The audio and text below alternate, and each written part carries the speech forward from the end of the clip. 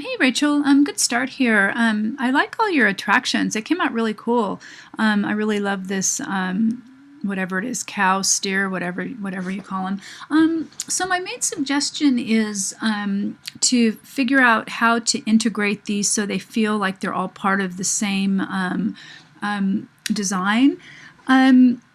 Overall, they're all pretty large, so you might want to think about looking at some of those examples that I posted, and just really study the proportions.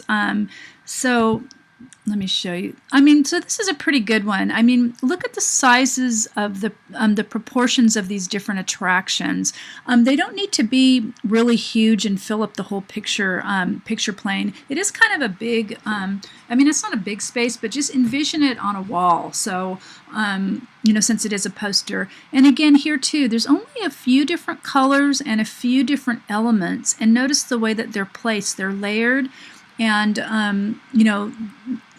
they're using scale and layering to create this sense of depth. And notice how the color really moves the eye around. So, and again, this is a really good one too to think about. It's got like 1, 2, 3, 4.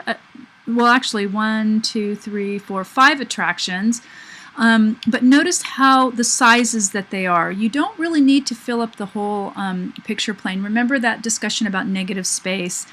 So again, these are really good to just study and think about proportion, because you also have to get you also have to fit your text in there, right? The city name.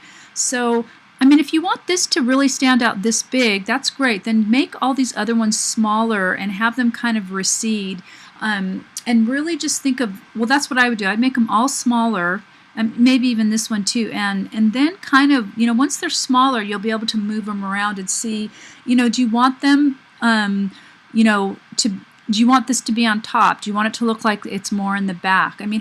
Exactly how do you want this to read in terms of depth? I would not distort these stars. I would try to make them, the real shape. So I would, where are they? So I would pull them out so they don't look so long and skinny. In regards to the text, dark text on a dark background isn't readable. So I would make that lighter. And you probably don't need to even add a whole bunch of labels to it once you get these all organized, within the picture plane. You could, but you probably don't need it, because you're also going to have to fit in that text. So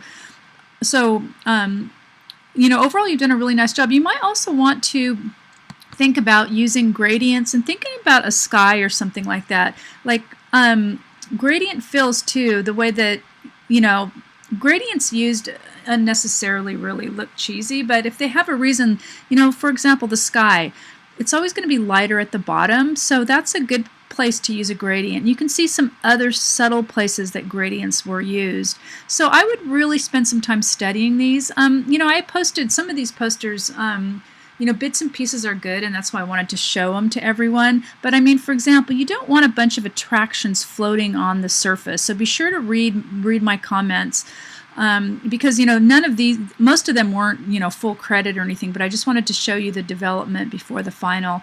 Again, this is a nice one that integrated all the attractions, and notice the sizes, and then there's this map.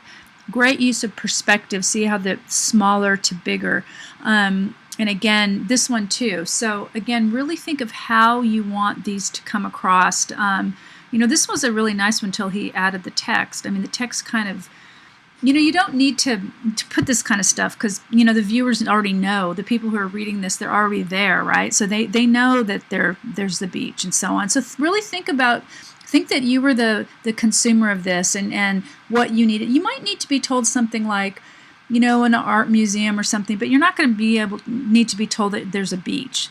And again, she did this here with these labels, so you could try something like that if you wanted to. But again, notice the size of the attractions, and she did a great job handling the text. I would have made the Illinois a little bit smaller because it's a little bit too strong. And again, use of the clouds. So okay, so anyway, let me know if you have any questions. I'm always happy to look at another revision if you want.